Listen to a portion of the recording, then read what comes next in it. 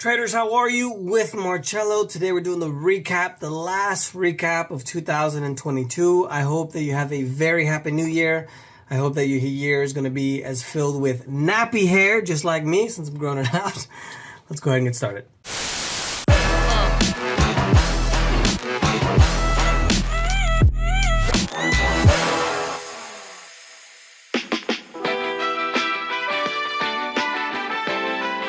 Overall, this year in 2022, we've had literally the worst year since 1871. That's if you include the results of the debt, the bonds in the United States.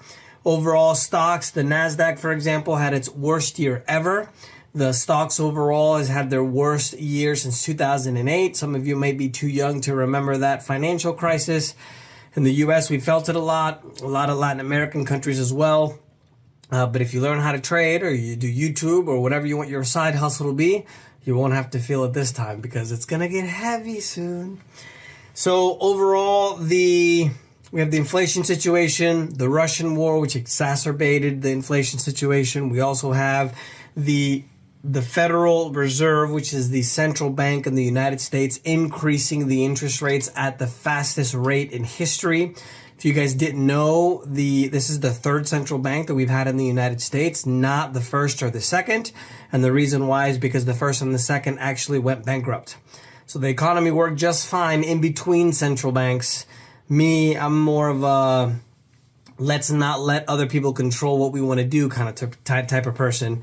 And even though we've been accustomed to have a central bank, we have had situations in the past where we didn't have a central bank and the economy worked just fine. So prepare yourself because we're walking into the collapse of the third central bank, which we have right now. Overall, for the week, markets in the US and Canada were down. The Dow overall for the year was down almost 9%. The S&P 500 was down over 19%. And as I mentioned to you guys before, the NASDAQ had its worst year ever at a negative 33.10%. Canada for the week is 0.76 negative. But I didn't take the calculations of the yearly for Canada. I sincerely apologize. The fall in the stock market has seen a drop of $11.7 trillion in market cap. Of that $11.7 trillion, most of the big tech companies had over 5. We're talking about Amazon, Alphabet, which is Google, Apple, Microsoft, Meta, which is Facebook, and also Tesla. Tesla, by the way, if you guys remember, there was that spat between Bill Gates and Elon Musk. And ironically now, Bill Gates, which is the biggest asshole on the planet, he made over $3 billion on his Tesla short. And excuse my French, but I think my other conspiracy theorists know why I hate Bill Gates.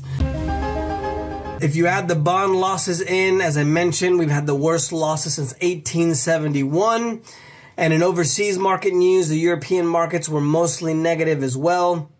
They've had their worst year since 2018. The war in Ukraine affects them a lot more than it affects us in the United States and other countries around the world because literally they're right on their doorstep. They've also had the high inflation situation and then the tightening monetary policy, which if you guys don't know what that means, basically the vast majority of economies around the world run on consumer spending. This is why after the Great Recession, which is the financial crisis that we had in 2008 and 2009, all of the central banks around the world dropped the interest rates to literally the lowest in history. Not in the last 100 years or since the beginning of the US, we're talking about the lowest in history, the history of the world. So what happens? Well, if the interest rates are super low, artificially low, then it's much easier for us to go out and buy stuff. We take out loans to buy stocks. We take out mortgages to buy houses. We take out cars because it's a lot cheaper, so you can buy another car a lot quicker. And so we've had this situation where we've been living under the mother of all bubbles since 2008 and 2009. And that obviously moves the consumer spending. Most of the economies around the world, advanced economies, consumer spending is the vast majority of the economy. The only exceptions are a few countries in Asia, most of Africa, and the United States, for example. The consumer spending is almost 70%, 70. So that's why in order to move the economy, what they want is they want you to go out and buy stuff. So what do? They drop the cost to buy stuff since we buy everything on debt. and then the economy starts to move a lot because it's a lot easier for us to go buy stuff because we can get debt so easily and it's so cheap. Now we have the reverse situation, and that was kind of the predominant, I would say, news piece of the year, where in the United States, as I mentioned in the beginning, the central bank in the United States is raising the interest rates at its fastest rate in history. We have a lot of the other economies around the world, the other central banks are raising the interest rates as well. And then obviously that makes it harder for us to go out and buy stuff. And since we're in this artificial economy now where everybody's kind of just buying stuff on debt, once they raise the interest rates, we can't continue to buy things on debt because it's not as cheap anymore. And that's why the economy now is not doing as well. There's your recap for 2022. The Latin American markets are mostly mixed as well. Argentina, the biggest positive of all, continues with their messy bump at over 7% positive for a week. There'll probably be a lot of babies born in about 10 months from now in Argentina. Africa and the Middle East were mostly mixed. And then in the far, far east, we have the KOSPI in South Korea being the most negative, with Thailand being the most positive, both positive and negative above 3%. Bitcoin and cryptos, the Kraken exchange is going to cease operations in Japan next month and deregister from their financial services committee. The Bitcoin overall for the year was down over 64% in 2022. I hope that, I don't want you to tell me that I was right, but I want you guys to just, in the comments, if you kind of see what I was saying about the situation with crypto. It's a super risky market. It's not to say it's not going to continue going up and down or make record highs in the future. But if you didn't lose all your money in cryptos this year because of the collapse of the second largest exchange, it's still super risky. So just keep that in mind. It doesn't mean you can't make money, but if you're going to trade and learn how to do stuff, there's other markets that are a little bit better to invest in other than crypto, especially since it isn't regulated. Commodities, Chevron, which is the U.S. oil giant, is now getting permission to go into Venezuela and help them with their oil markets. Venezuela now, since they've been running on socialism and state-run policies for the last 2 decades or decade and a half about, and the economy has been destroyed. They're starting to open up the markets now, going back to capitalism, and they've had tremendous results with that. What do you know? They're going to have 2 cargoes leaving with oil, one coming to the United States after they got permission from the United States. And this is just ironic to me because the U.S. now would rather negotiate and plead with terrorists and dictators like Iran and Maduro, which is the president of Venezuela, rather than literally just pumping our own oil or getting it from Canada, which is a lot simpler. But, government policies. U.S. oil and gas rig count went up by 33% in 2022, which would indicate that if the rigs went up, that would mean that the production is going to continue to go up in 2023. Overall for the week, U.S. crude was up 0.87% to 80.26, while Brent was up over 2% to 85.91. And lithium may continue with the supply shortages. If you guys didn't know, Australia is the biggest producer of lithium in the world. Obviously, we need lithium for a lot of the EV batteries, which are exploding in popularity. And if you guys didn't see the podcast with Joe Rogan about the mines in cobalt in Congo, I highly recommend you see that because it talks about a lot of the horrendous working conditions that a lot of those people in Congo have. And cobalt, if you guys didn't know, the vast majority comes from Congo, and we use it in all of our batteries, phone batteries, car batteries, absolutely everything. Available inventories in the 6 main industrial metals on the LME. We're talking aluminum, copper, tin, those kind of things. The inventories have gone down by 2/3 in 2022. And I wish I had my conspiracy theory button, but I don't know what's happening where all of a sudden we have shortages of everything. It's like they're hoarding it all so they can put it in their underground caves and their New Zealand mansion farms. So when things get really bad, they have everything they need. They're like, oh, we need it for us. Sadly, I don't have my conspiracy theory button. Hopefully the video guys will put it in there. Financial and banking news, going back to commodities. Gold went up 1.44% to $18.25. Silver has had amazing results in the last few months. They have gone up 1.09% to $24.08. And now in financial and banking news, the ruble, which is the Russian currency, has gone down 10% against the dollar last week with the upcoming expected sanctions and also price caps on U.S., or I should say G7 against Russian oil. South Korea's December CPI print rose 5% on an annual basis. And the inflation rate in the United States. U.S. egg prices since 2022, year over year, have gone up 49.1%. You guys that are in the U.S. know Five Guys. They have some of them in Europe, but mostly in the U.S. In 2020, I would go to eat with two people, right? It would be another person and I would spend $20 max, maybe $24 for two burgers at Five Guys. Two normal burgers, fries, two drinks. I recently just went to eat at Five Guys and it cost $20 just for me. I mean, we're talking about literally 100% inflation rate over the last 2 years. I don't know how people are surviving, to be honest with you, but I would highly recommend you guys find your side hustle, whether it's YouTube or trading or, OnlyFans. I don't judge if you want to shake that booty online. But you better do something because things are going to continue to get worse and they're not going to get better. And obviously your salary hasn't gone up by 100% in the last 2 years, right? Your salary might go up maybe 5%, 10%. This is why on a long enough scale, there's a problem where your income from your job is never going to go up as high as inflation, especially since the government isn't reporting the actual inflation rate. I mean, they're telling us the inflation rate is 7%, 8% this year, right? And eggs have gone up 49%. I literally went to buy a hamburger and the cost has gone up 100% in 2 years. It's 50% a year. And if you guys that have been following for a while, I was saying in 2021 that the actual inflation rate was about 30-40%. I even went to buy these cookies, these white macadamia cookies that I love. I could tell that they were smaller. Instead of 10 cookies, there were 8. So there's a lot of shrinkflation going on as well, where they sell you less items for the same price. When I was flying on American Airlines, the bag, the little snacks they give you on the plane, they literally had like 5 chips in it. Literally like 5 or 6 chips. Little bag with 5 or 6 chips. Prepare yourself. The fun is coming. U.S. Labor Department is saying that the number of people seeking unemployment went up by 9,000 last week to 225,000. And a sign that the domestic labor market is still strong, which means that the Fed or the central bank in the United States will most likely continue to increase the interest rates, which is not bueno for the economy. But there are a lot of economists that are saying now that since things aren't doing as well, that they're most likely going to have to drop the interest rates in 2023. And that's when the real stuff is going to hit the fan. Biden signed another $1.7 trillion into law to continue funding the government through September.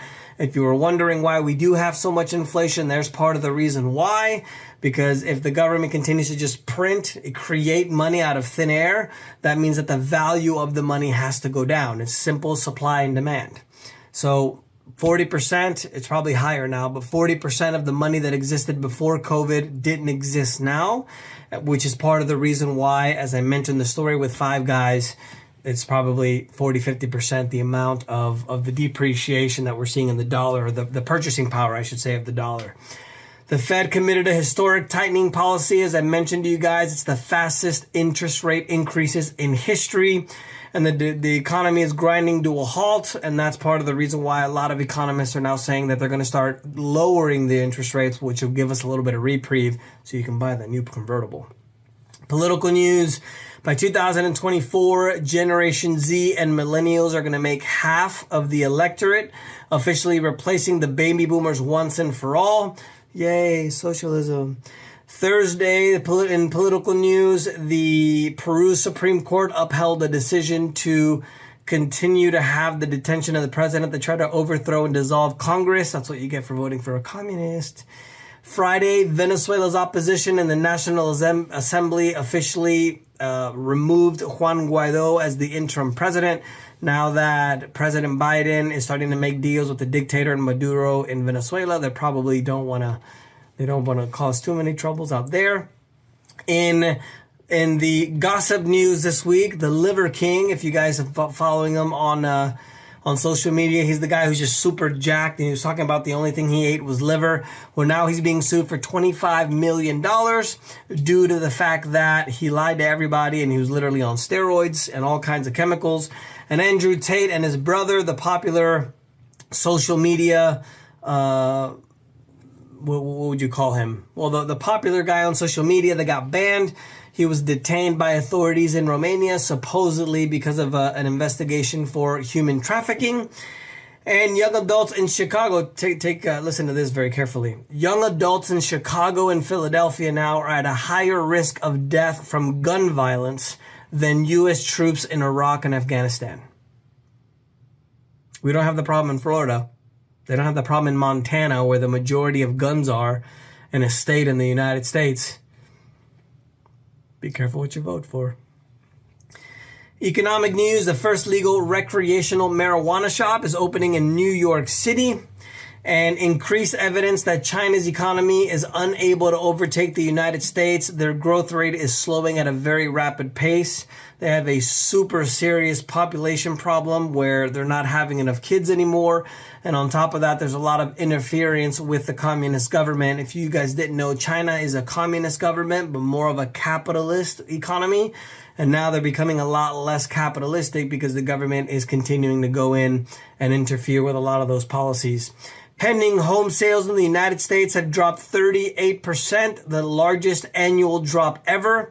And the U.S. retail sales in the United States went up by 7.6% between November 1st and December 24th. I haven't been around the U.S. during the Christmas season for a long time, but I did need a new belt. And I remember when I went to the mall, I had never remembered seeing so many discounts. I mean, we're talking about 70, 60, 50%. So that's part of the reason why the consumer spending went up, even though consumers right now literally don't have any money. Corporate news, shares of Southwest went down after they had a complete collapse of their business during the winter storm that we had during Christmas. They canceled over 15,700 flights. And obviously now they're being investigated by the government. This has to do mostly because when they tried to amplify this is the way I understand it. So if there's any pilots that are watching, feel free to correct me in the comments. The Southwest doesn't work with hubs, right? So they have direct flights from one place to the next. So if they don't have hubs, if there's an airline that's canceled or there's a problem with a jet, they don't have the personnel all in one place to be able to go and take the planes. So that's part of the reason. They also got a huge bailout, if you guys remember. I wonder where all that money went, if it wasn't to update their systems and help them continue to get more efficient.